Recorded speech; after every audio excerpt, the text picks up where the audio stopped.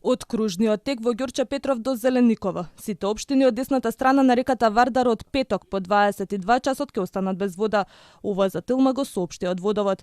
Прекин со водоснабдување ќе има се додека не се санира дефектот, поврзан со главната цевка.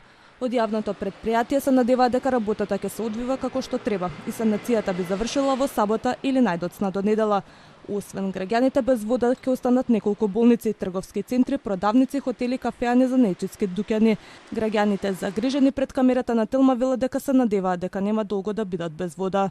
Овде кај некоја цевка ДПК и река, не може да се помине овде.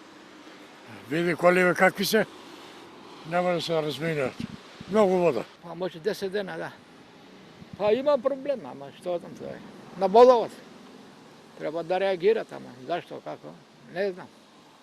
Најавија дека од сабота ќе го санираат и дека 2/3 од градот ќе остане без вода. Така рекоа, се колку ќе биде сигурно, не знам.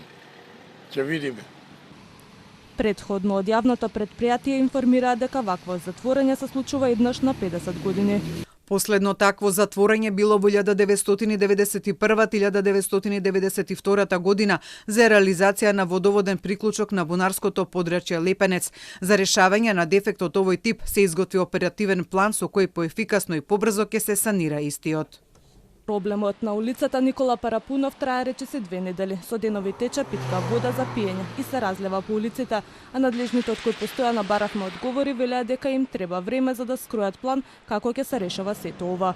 Според нивните објаснувања, дефектот е лоциран, поточно останува збор за затворач кој е врзан за главниот цевковод од каде со вода се снабдуваат 2/3 од граѓаните на главниот град.